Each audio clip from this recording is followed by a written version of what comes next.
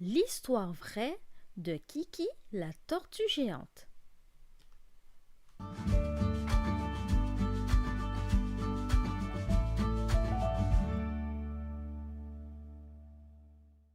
Oh, une tortue minuscule sort paisiblement de son œuf.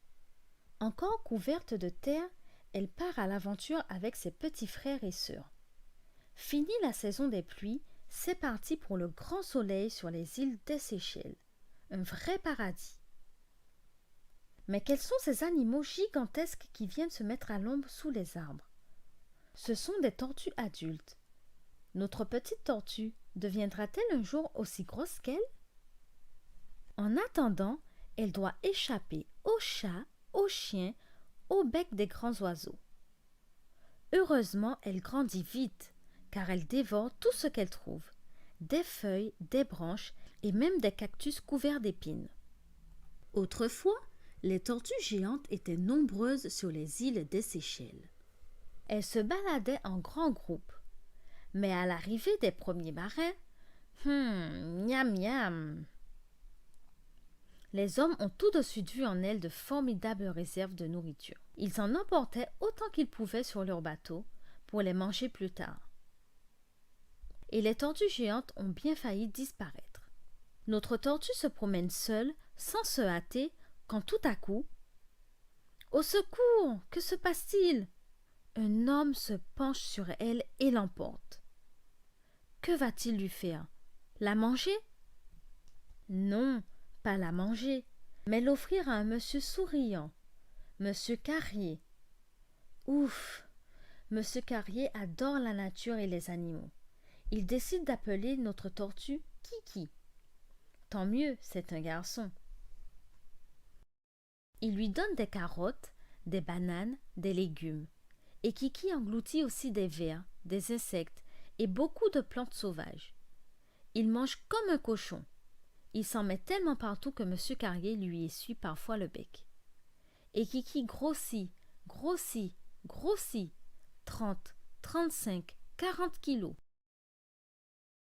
50, 55, 60 kilos. Plusieurs dizaines d'années ont passé. La carapace de Kiki est devenue impressionnante. Elle est très épaisse, mais si on la tapote gentiment, Kiki réagit aussitôt. Il sent tout et peut se blesser. Cette grosse carapace retient la chaleur. Alors le grand plaisir de Kiki, c'est l'eau et les bains de boue. Ça fait du bien, ça tient au frais.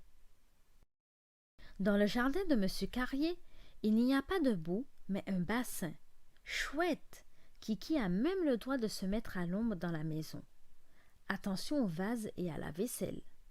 Si une tortue souffre de la chaleur sur ces îles, imaginez un peu un vieil homme. Alors monsieur Carrier décide de prendre sa retraite, à Paris. Kiki, lui, est encore une jeune tortue et son maître s'y est beaucoup attaché. Pas question de partir sans lui. Ils prennent le bateau ensemble. Oh là là, ça bouge! Vivement la terre ferme. À Paris, monsieur Carrier n'aura plus la place de garder Kiki chez lui. Mais il a décidé de le confier au jardin des plantes. Il lui rendra visite tous les jours, promis. Bonne surprise à l'arrivée. Au jardin des plantes, Kiki ne sera plus seule. D'autres tortues géantes sont là pour l'accueillir. Mais qui est le plus gros? Le plus fort? C'est Kiki. Il devient la star du parc aux tortues. Les femelles l'aiment beaucoup. Kiki s'accouple avec elle en poussant des grognements incroyables. On l'entend dans tout le zoo. Les femelles pondront des œufs, mais aucun bébé n'en sortira. Dommage. Tous les jours, comme promis, monsieur Carrier rend visite à Kiki. Il est même souvent accompagné par un ami et son petit garçon. Au beau jour, Kiki déguste de la luzerne, des fleurs de pissenlit. Des goûts nouveaux dont il raffole. Dès qu'il se met à pleuvoir, il gratte et creuse la terre pour former une flaque de boue. En plein été, il a trop chaud, même ici. Pas d'ombre, et il n'a pas de chapeau. L'hiver, pas question que Kiki prenne froid. Alors on le rentre dans une cabane chauffée jusqu'au printemps suivant. Il faut bien 2 ou 3 soigneurs pour le mettre dans la brouette et la pousser. Kiki déteste se retrouver sur le dos. Il étouffe comme ça. Heureusement que le trajet n'est pas long. 80, 100, 120 kilos. Le temps passe, Kiki grossit. Monsieur Carrier est mort. Il était très vieux. Mais son ami vient toujours voir Kiki avec son fils, qui est devenu un grand garçon à présent. Parfois, le jeune homme est accompagné de sa petite amie. Kiki en voit passer du monde. Et si les vêtements des visiteurs changent, il ne change pas de carapace. Elle grossit avec lui. Kiki est indémodable. Un jour, des hommes en uniforme s'arrêtent devant Kiki pour l'admirer. Qu'est-ce que font ces deux-là avec leur petite carapace ridicule sur la tête? C'est la guerre, et Kiki entend et voit souvent des avions passer dans le ciel de Paris. 150, 160, 180 kilos.